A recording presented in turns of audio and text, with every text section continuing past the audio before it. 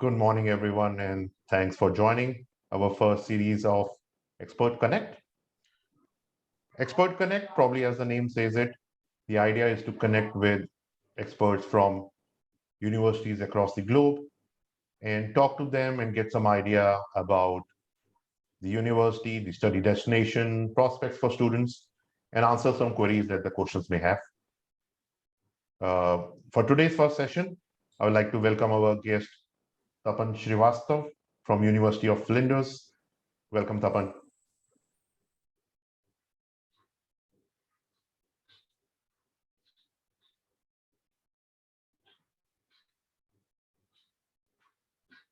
Thank you so much. Hello, everyone. Okay, Tapan is a senior in-country representative for Flinders University. So as we understand, Tapan is based in India, but he represents Flinders. Tapan, tell us a little bit more about uh, what does your job involve as representing a university based in India? Uh, yes, first of all, thanks for the warm welcome, Anurji. So, I'm in the sector, education sector, since last 15 years, and I have worked with like almost all the countries, whether it's India, home country, or UK. Then I have worked with Switzerland as well, and since last 7, 8 years, I am with Australia now. So. I look after recruitment activities for Flinders University, where I manage the counseling part, where I interact with counselors, where I interact with the channel partners, our stakeholders, our counselors. I used to counsel students to give them to look for their higher studies, whether for school leavers or the college going ones. Then apart from that, I look after the events part as well, where we promote ourselves, we participate in various channel partners event, where again we meet, interact with students, with parents. So amazing opportunities are there, and yes, lots of travel across. But thanks to this pandemic, since last like more than 18, 19 months, we are stuck in our houses. But hopefully things will get better soon, and we will be able to as well. Great. Yeah, I hope the times come back when we meet personally and have physical events and talk to the students directly pretty soon. Talking about that, Tapan, uh, we've been hearing a lot of news, some updates coming up about the government's plan of opening up borders. So I'm sure, being directly connected with the university, you would have uh, more in-depth knowledge than us. So if you could, shed some light on what's the plan and what can student expect. See, as of now, to be very honest, it's wait and watch situation. But yes, since last few weeks, there are some positive news from government of Australia, from Honorable Prime Minister of Australia as well, that yes, they are planning to open up Australian borders in a face-to-face manner. And but again, the target is 80 to 90% vaccination will be there for the local citizens of Australia. Then they'll start the process. So what our expectation is that hopefully by early next year or mid next year they'll start some flights as well from India. Considering the cases in India, hopefully there won't be any third wave like what we have seen the second one this year. But yes, it will be in a face-to-face manner, and the first priority will be given to those students who are into their final year or whose internships are left. Then the second preference will be given to those students who are into their second year, and at the last, those students who are into their first year. So hopefully by end of next year or by Diwali, most of the students will be there in Australia for face-to-face studies. But yes, again, that again depends on the cases in India as well. I agree. I agree. So I hope everything, goes as per the plan. Of Yes. course, I understand. I think priority-wise, I think it's going to be the Australian citizens first and students who already have visas and have completed some part of their education, and then new students. Um, so hopefully we get some positive news. Um, Yes, absolutely. And just to add to this, again, the preference will be given to those students only who are studying online here in their home country, not for those who are just waiting for the borders to open and then oh, to okay. apply and excel. But yes, so that is the reason we have always advised during our counseling as well that please start your online studies here in your home country rather than just waiting for the good news that okay, XYZ date borders will open and then we'll apply, then we'll accept, and then we'll go for a face to face. Because for those students, for those batch of students, they will be the last priority. Correct. Okay, that makes sense. Uh, Now, when we talk about, as we're talking about opening the borders and, when it's going to have possible. So for students, who have an inclination of, or who might be planning of studying in Australia, uh, we know, but we would like our, participants also to know and understand how Australia stands apart compared to other countries, and why Australia should be a preferred study destination for international students. Yeah, absolutely. This is a very good questions for young aspirants who are looking for their higher studies. So the first thing about Australia, which attracts is Australia is the only country across which hasn't been hit by any economic recession since last 25 years. US and UK has been hit twice, and they are like amazing job opportunities, whether it's part-time job opportunities or stay back option post completion of the program. Beautiful cities, beautiful beaches, amazing universities to go for. There are some geo-ed universities, group of ed universities. Then there are other premier universities, private universities, public universities as well, just government-funded universities, which have which comes under top 2% of the world universities across the globe. And research-based universities, plus amazing scholarships are there. Then global exposure. So I always use this term global exposure. Reason being, you can get a degree from anywhere across, whether it's Australia, Canada, US, UK, or from your home country as well. Global exposure means you are going for your higher studies, not just for the degree part. You are going there to interact with different country students. Like for example, if I talk about my university, Flinders University, which is located in Adelaide, South Australia. So in my university, there are 100 plus countries students studying with us. So there you get a chance to interact with them. You get to know about their culture, about the job opportunities there in their home countries, how their home countries is working. So that is about that global exposure part. If I talk about specifically about Adelaide, there are other cities as well, like Melbourne, Sydney, Brisbane, Perth, Canberra. Then the Adelaide is also there. So Adelaide is actually the capital city of South Australia, and we are very proud to say that Adelaide has been ranked number one in Australia and top three across the globe in terms of the most livable cities.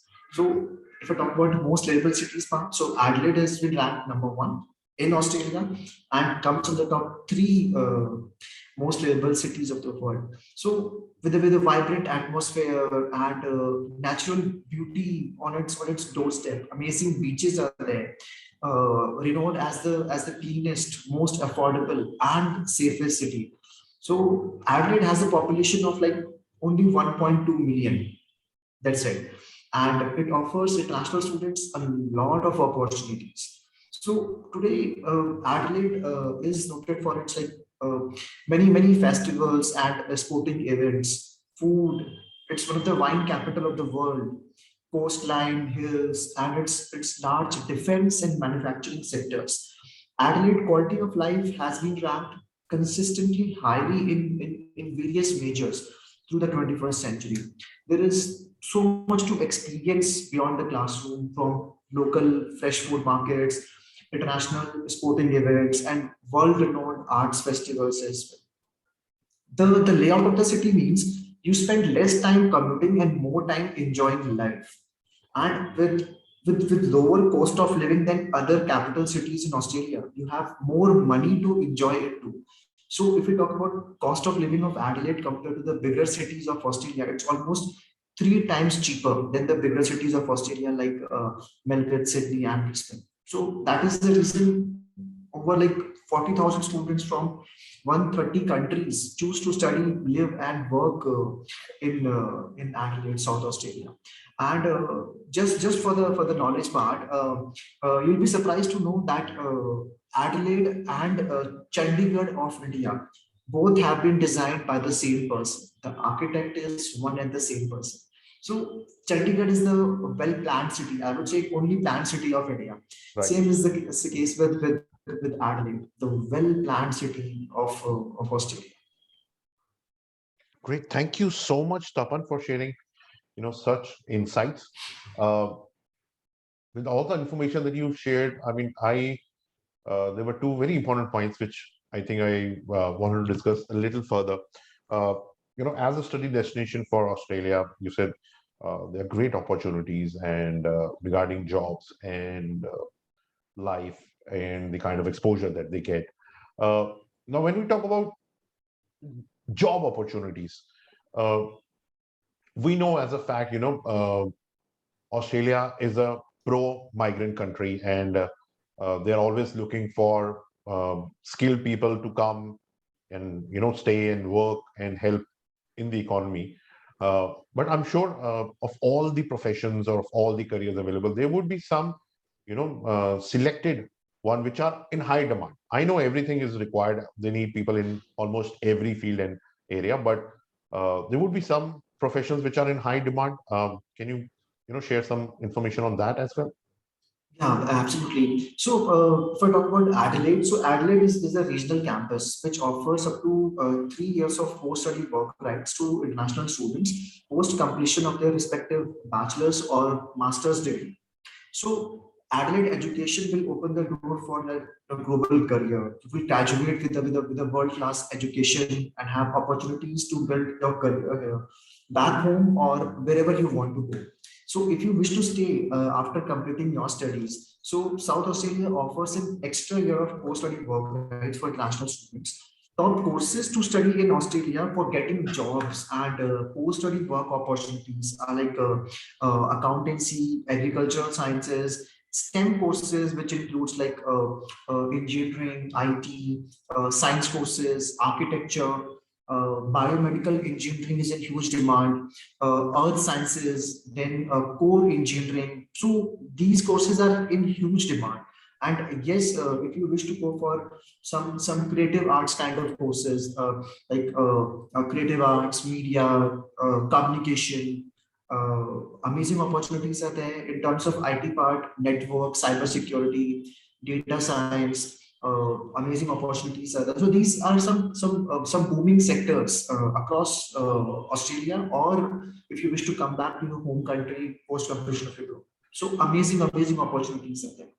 And if you compare Indian universities with Australian universities, so you can just count that on your fingers, like how many Indian universities are offering a dedicated degree into data science compared to Australian universities. I'm talking about dedicated degree one, not the specialization one. So that is the reason in India there is a lot of demand for data science, for big data, for networking part. So and supply is not that much. So that is the reason students they go abroad to first world countries like US, UK, or Australia. They complete their course there, and then they come back to their home country to do the job. Great, great. That's great to know, and I'm sure our listeners who are listening to this got some good insights on the scopes and the professions and the careers available in Australia, and not just in Australia, but as we said, uh, the kind of specialization courses and focus courses that Australia offers. Those kind of skills can help them in any part of the world when they want to start their career. Uh, Now that brings me to my next question.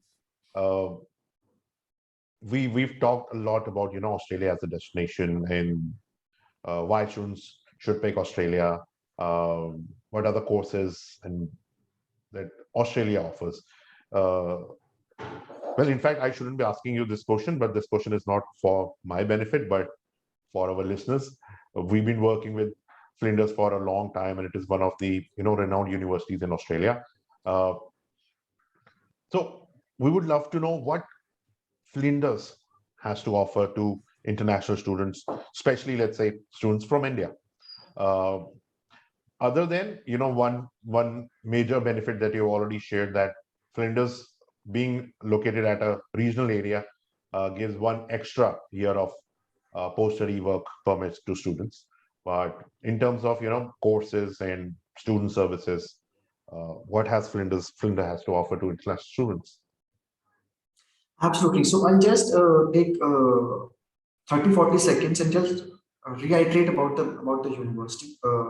The university, Flinders University, is actually it's a public university, and it was founded in 1966. So we have a history of more than 50 years now. And we are based in Adelaide, South Australia, which is a regional campus. So by default, students are eligible for an additional year of stay lab option there. So the university was named in honor of a British navigator, Matthew Flinders, who explored and surveyed the South Australian coastline in early 19th century. So we have three campuses in South Australia. Our main campus is located at Bedford Park in Adelaide, in the south.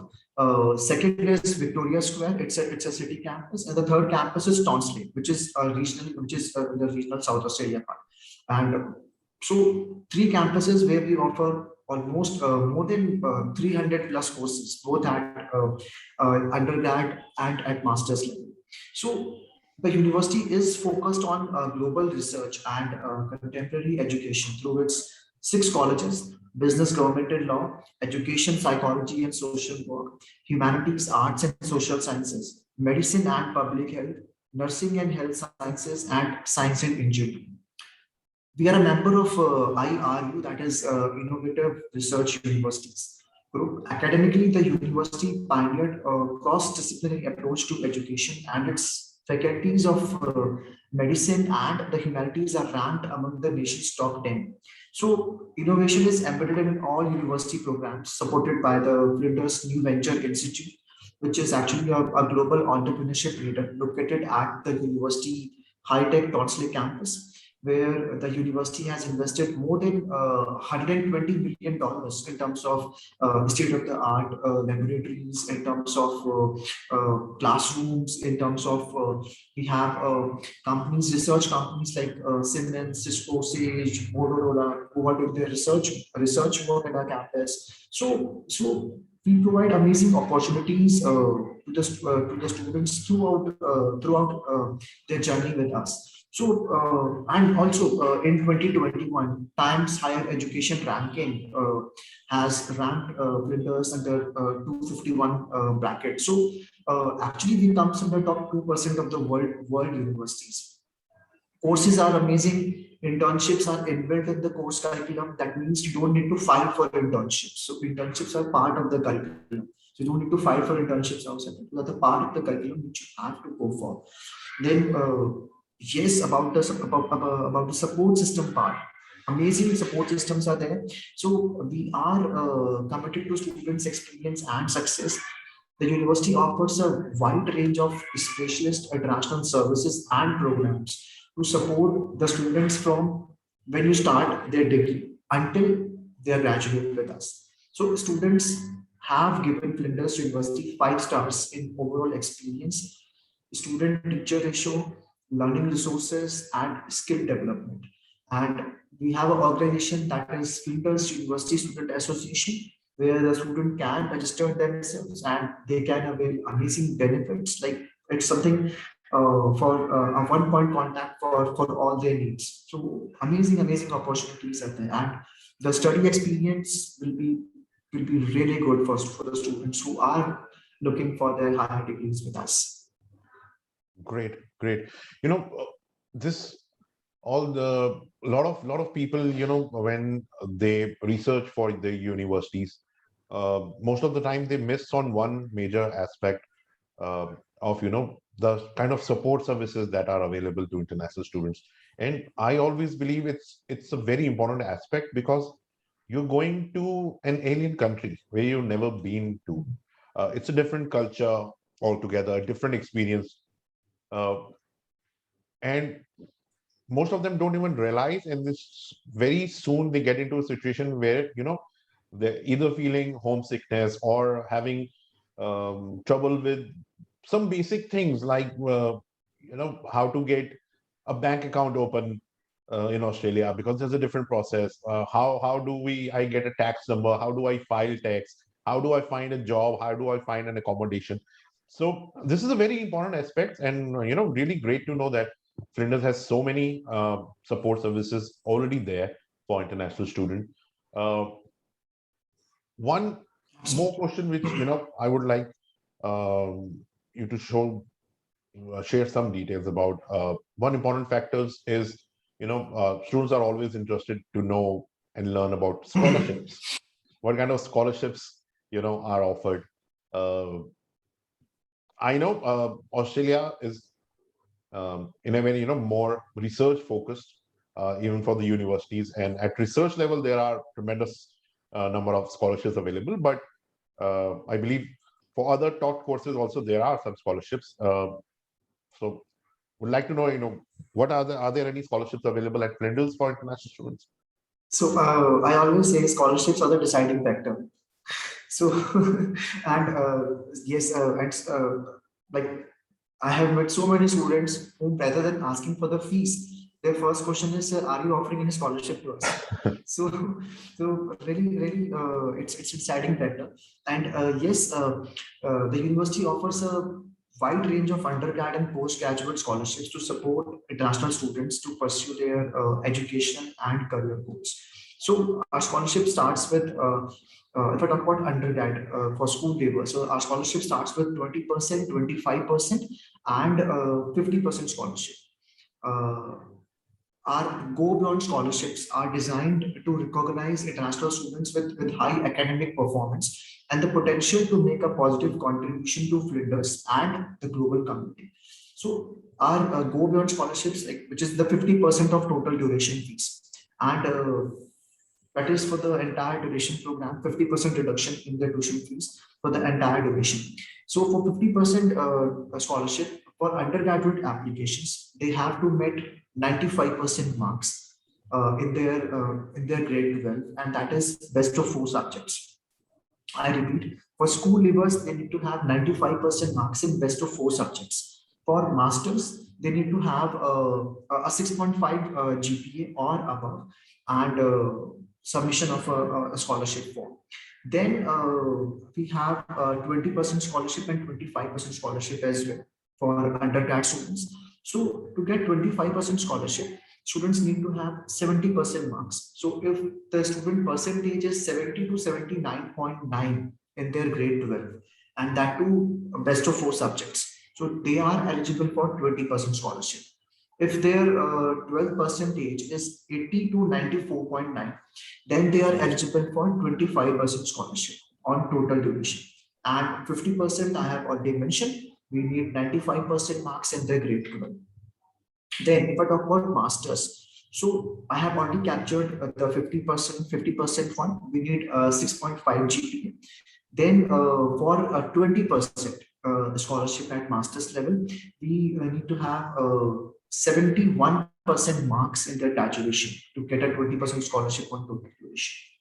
So at undergrad, we have three slabs, 20, 25, and 50. At masters, we have two slabs, 20% and 50% of scholarships. And all the Great. scholarships are on total duration. Great. Uh, I'll just take a small break in between because, as you said, this is a very important question and deal breaker kind of, and that proves because I've already started getting questions from students. Uh, so, students, thank you. We've got your questions, but we're gonna answer your questions and take more questions once we ended the discussion. We wanted to, first share all the information that is available. I have the questions with me. We'll be asking these questions at the end of the discussion, which is not, I don't think it's not going to take more than 5-10 more minutes. So please hold. We're going to answer those questions. Okay, Tapan, coming back to this, I mean, uh, it's great to know the number of and the amount of scholarship that is offered to international students. And correct me if I'm wrong, I'm understanding that all these scholarships are offered on your prior academic records. Nothing to do with, once you're there and how you perform in the first semester, how you've already done in your undergrad Mhm. or in your bachelor's. Uh, So yeah, sorry. So one more question, just in extension to this. Uh, to get these scholarships, is there, any separate application that the student would have to make, or would they be considered for these scholarships automatically on their, actual application which they send? yes, so for 50% scholarship, we have a vice chancellor scholarship form which the student need to submit. Apart from that, for 20% and 25%, it's only on the basis of their last academics. So once we have the application with us, so the admission team, our admissions team will offer them the scholarship, whether it's 20-25% basis on their academics. Great. Wow. Okay. So I'm getting a couple of questions, so I'm not going to, extend a lot of discussion, but one very important question, which I believe is important for the students, because being from the counseling part, I've been here for around 15, 16 years. What I believe and what I've seen is, uh, when students come to us and they've already decided some kind of course or university or a country even, that they have shortlisted. Uh, the reasons which influence the decisions, most of them that I've experienced is, either their relative or a friend who's already in that country, and that is one major factor of their decision making, uh, which I believe should be a factor but not the major decision making. So would like to know from you, for a student who's planning of going abroad uh, for higher education, and when they want to shortlist this, what parameters and what research they should get into before finalizing anything? First and foremost, the budget. They have to look after their budget. So if the budget allows, then definitely look for some good countries, first world countries like US, UK, Canada, Australia. And yes, I completely agree that the first preference is always where their friends are there, their seniors are there, or their relatives are there. Definitely, it's the obvious choice, because then there is less hassle compared to the other cities where they don't have any known person there. But yes, having said that, there are many students who just want to experience this journey. So they just want to avoid their relatives, their friends, their seniors, and they just want to explore new cities. They just want to enjoy the journey. They don't want to be dependent on anyone there. So obviously, the first parameter will be the budget part.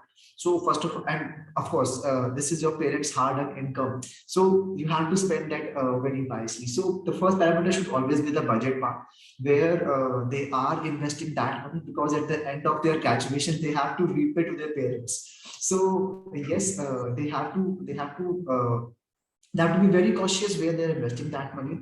Always look for good institutes, good universities who have a proven track record in terms of education. The university shouldn't be a new university, like 5 year, 10 year, or 15-year-old. The university should be at least 50-year-old university, which is with a proven track record in terms of placements, in terms of quality education, in terms of support services.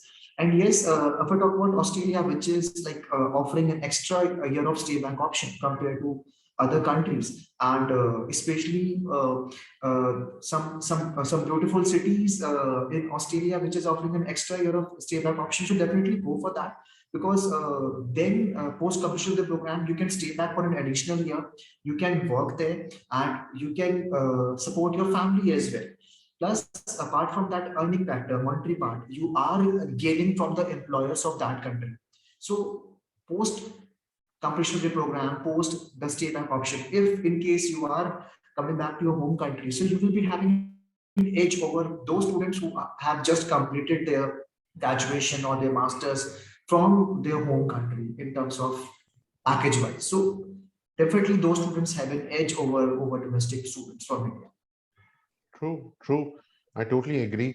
And if I may, uh, as I said, most of the influence is from their friends or relatives.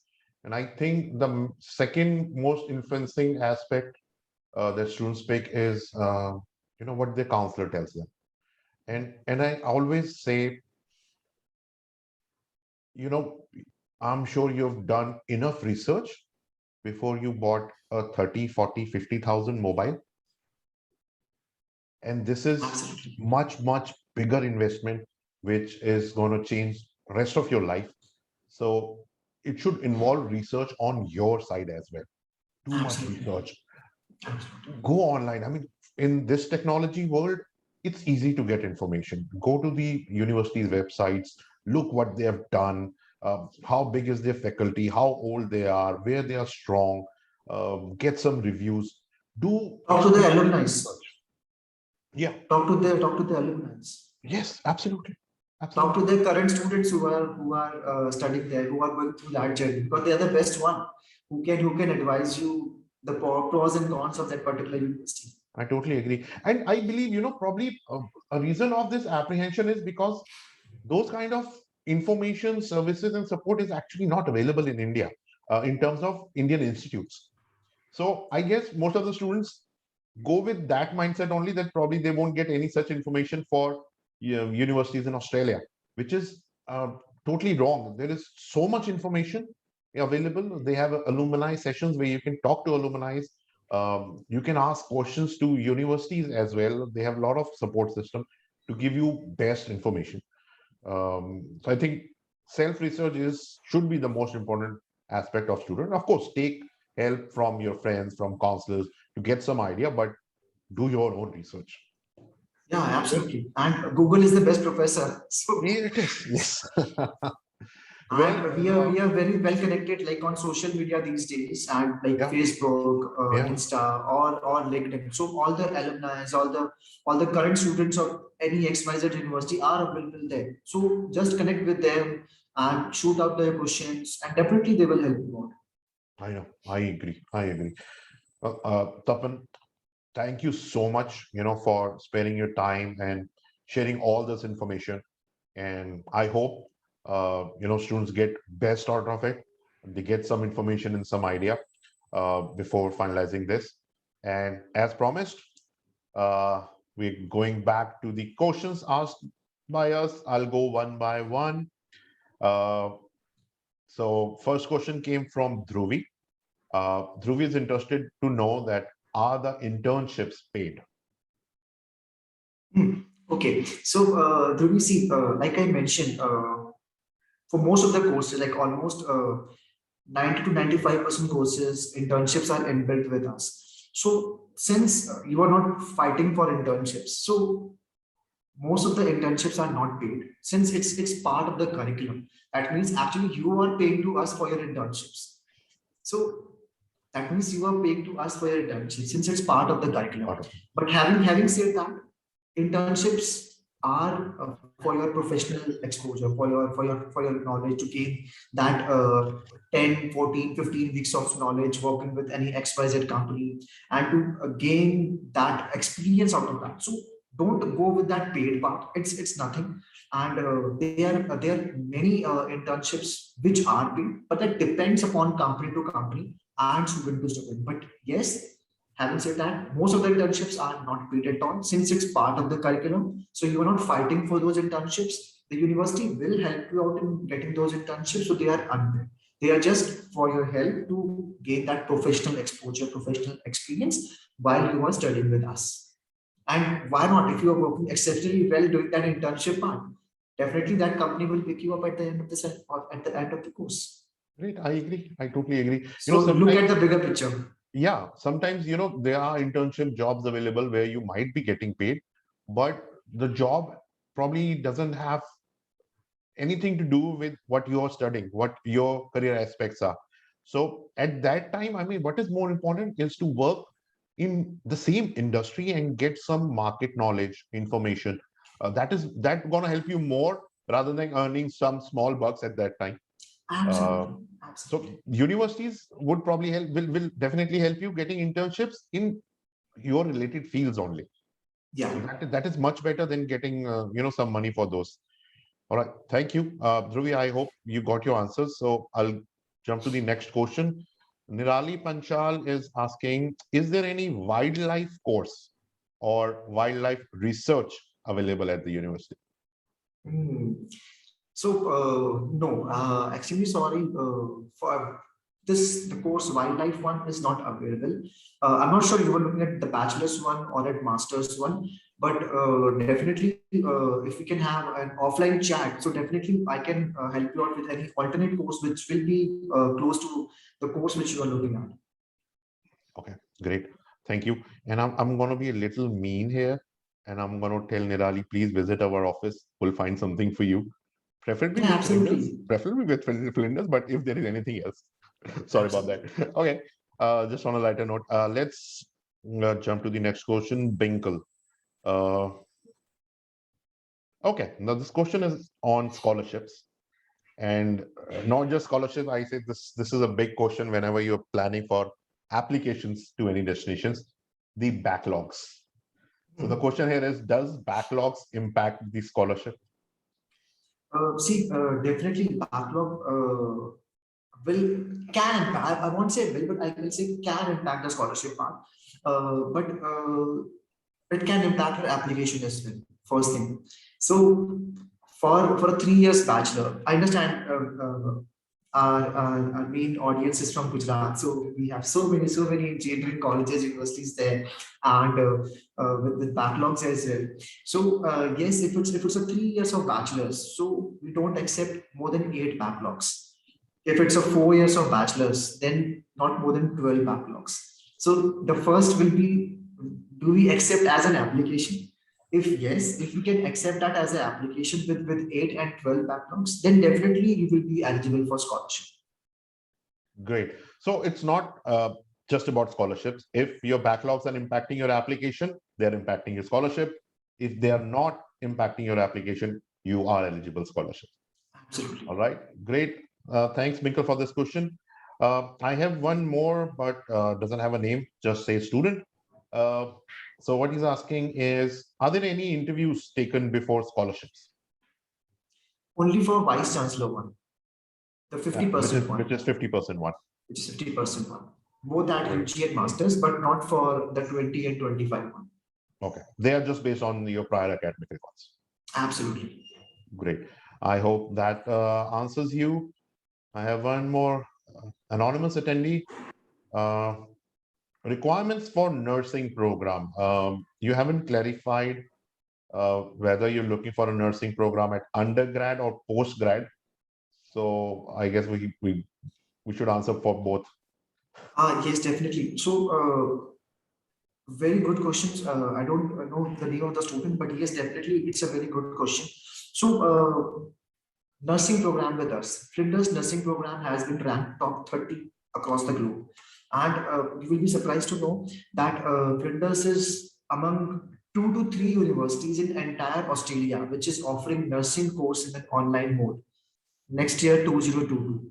No other university is offering nursing program. So if you are a school leaver who is looking for a Bachelor of Nursing pre-registration, Flinders is the first and the last choice, and that too with scholarship. Plus, you need to rush your application since you are running short of time. The requirements is 70% marks in grade 12, followed by IELTS score, which is 7 each. And if your percentage is 70 to 79.9, you are eligible for 20% scholarship. If it is 80 to 94.9, 25%. If it is 95 and above, 50% scholarship. Okay. I'm going to jump to, I just realized I got a message from my team that because we are live on Facebook as well, some people are asking questions there as well. So one, Dhruv has asked us a question. Is there any application deadline for Feb intake? See, if you are looking at Vice Chancellor scholarship, the 50% fund, the deadline is 30th of November. Oh, almost there. If you are looking at, yes, so if you are looking at other courses like a business, IT, engineering, you still have time. Like by December end, you can apply. If you are looking at niche courses with us, like medicine, physiotherapy, speech pathology, audiology, seats are closed. We don't have seats for those programs. So that depends upon course to course. So if you're looking at niche programs with us, seats are closed. If you're looking at business, IT, engineering, you still have time. If you're looking at nursing, you need to rush your application. Okay, thank you. So that anonymous student who asked for nursing, I still don't have the name of the student. I've asked a couple of connected questions. I'm pursuing my bachelor in medicine and nutrition in Australia and want to switch to nursing program. Am I eligible to do that? If yes, then what are the requirements? So need to check like are you in your first year, second year, which university you are doing your bachelor's there. Mhm. Definitely you can look for a switch, but we need to see the last academic as well. The units which you have studied there with your Bachelor of Medicine and Nutrition. So definitely you can be in touch with the Expert Education Ahmedabad office and submit your documents to them. They will forward those documents. We will assess your documents and definitely we can help you out with that nursing part as well. But again, IELTS should be 7 each. You have to meet that. Yes. So we have one more student who's attending, who's interested in nursing. Uh, Student is asking, can I do masters directly after GNM, which is general nursing course in India? See, if I talk about my university, we have two courses. One is pre-registration, Bachelor of Nursing. Second is that is for school leavers. Second is we have Bachelor of Nursing graduate entry, which is for those students who have completed their graduation from India. So if you fall in any of the slab, definitely you can go for that. But yes, we don't offer Master of Nursing. We have, but that is into the higher degree part, research part. All right, great, thanks. Well, I think we were, sharing some information, but I believe students are very informative. They know what courses are in demand in Australia. They are smart students these days. So, Many a times they have more knowledge than us. They just come and they just test our knowledge. okay, so one that's I guess it's the same student. What she's asking is, if I have less marks in 12th, can I do diploma of nursing? Yes, definitely, definitely. We have a pathway program as well with IELTS per Nevitas. So Expert Education Ahmedabad office will help you out in prioritizing your application. So it will be diploma leading to bachelor's. Great, thank you so much, Tapan. I believe they have asked the question that they wanted to ask, and I hope that Tapan and me included, we were able to answer your questions to the fullest of your satisfaction. But I'm sure these answers are not the only answers that you're looking at. If you have more questions and queries, please contact our office, get in touch with the Australia counselors, and I'm sure they will help you with all your queries. With that, I guess it's time we thank Tapan again. Most Thank you welcome. Thank so you so much. much for inviting me.